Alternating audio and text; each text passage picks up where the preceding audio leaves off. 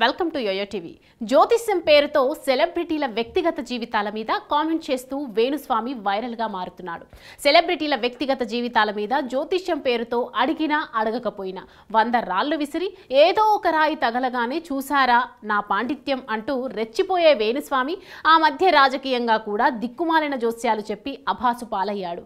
ఎప్పటికప్పుడు ఇక జోస్యాలు చెప్పను అంటూనే పలువురు సెలబ్రిటీస్ గురించి దారుణంగా జోస్యాలు చెబుతూ 4 డబ్బులు వెనకేసుకుంటున్నాడు. నటి సమంతతో వివాహం విఫలమైన చాలా కాలం తర్వాత అక్కినేని నాగచైతన్య మళ్లీ తన వైవాహిక జీవితాన్ని నిర్మించుకోవడానికి ముందడుగు వేశారు. నటి శోభిత ధూళిపాలతో కొద్ది రోజుల క్రితం నిశ్చితార్థం చేసుకున్నారు.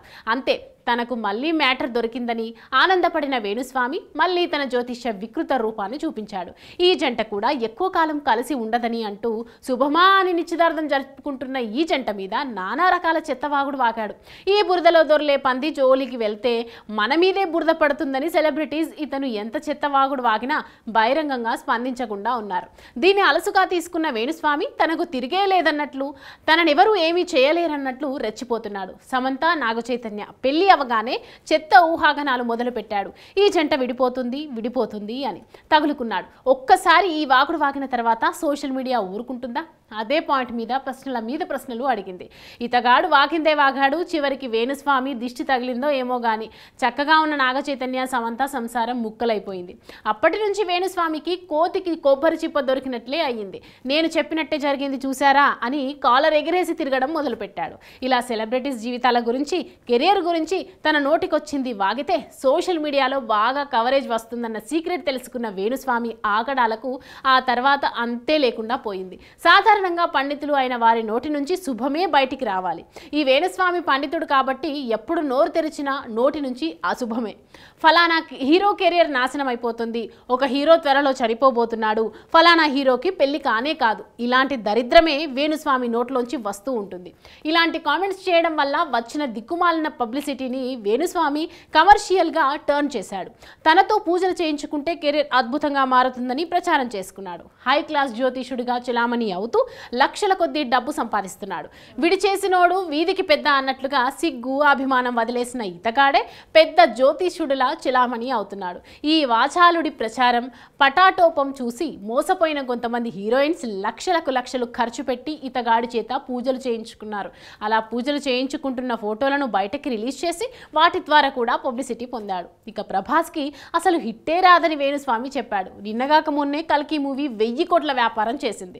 తెలంగాణలో బీఆర్ఎస్ మళ్లీ గెలుస్తుందని, కేటీఆర్ ముఖ్యమంత్రి అవుతాడని, ఆంధ్రప్రదేశ్లో జగన్ మళ్లీ గెలుస్తాడని, వరల్డ్ కప్లో ఇండియా గెలుస్తుందని ఇలా ఒకటి కాదు ఎన్నెన్నో ఫెయిల్యూర్ ఊహాగానాలు చేశాడు. వాళ్ళు వీళ్ళు అని కాదు, ఎవరు లైమ్ లైట్లో ఉంటే వాళ్ళ మీద తనకు తోచిన ఊహాగానాన్ని వాళ్ళు బాధపడే విధంగా చెప్పేస్తాడు. తాను చెప్పింది జరిగితే చూసారా నా పవర్ అంటాడు, జరగకపోతే చెప్పినవన్నీ జరగాలని రూలేమీ లేదు అంటాడు. ఎవరైనా గట్టిగా నిలదీస్తే నాకు జ్యోతిష్యం రాదు, ఇక నేను ఎవరి గురించి చెప్పను అని తప్పించుకుపోతాడు.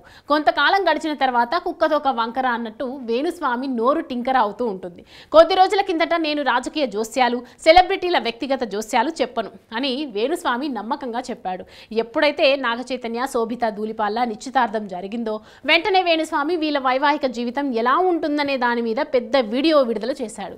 శుభవాని ఒకటవబోతున్న ఆ జంట భయపడిపోయేలా ఆ వీడియో ఉంది. వాళ్ళిద్దరి నిశ్చితార్థం జరిగిన ముహూర్తం ప్రకారం అంటూ సుత్తి చెప్పాడు. పైగా చెప్పిందంతా నెగిటివ్ విషయమే తప్ప ఒక్క మంచి విషయం కూడా లేదు. అంతా చెప్పి నాకు వాళ్ళ మీద ఎలాంటి వ్యక్తిగత ద్వేషం లేదు, ఇలా జరుగుతుందని చెప్పాను అంతే, నేను చాలా మంచివాణ్ణి అని కవరింగ్ కూడా చేసుకున్నాడు.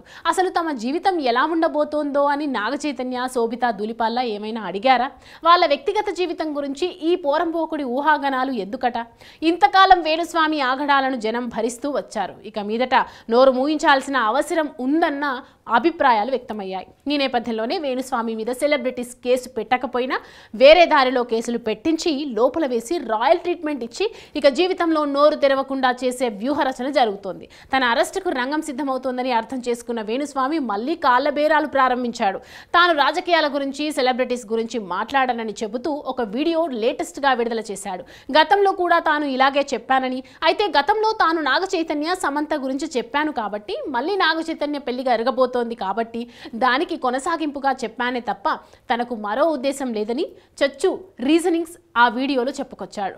తాను మా అధ్యక్షుడు మంచు విష్ణుతో కూడా మాట్లాడానని, ఇకపై ఎవరి గురించి జోస్యాలు చెప్పనని మాట ఇచ్చారని, ఆ మాటకి కట్టుబడి ఉంటానని చెప్పుకొచ్చాడు. కుక్కతొక్క లాంటి వేణుస్వామి ఎంత నక్క వినయం ప్రదర్శించినప్పటికీ అతనికి బుద్ధి వచ్చేలా చేసే ప్రణాళిక రచన మాత్రం ఆగనట్టు తెలుస్తోంది.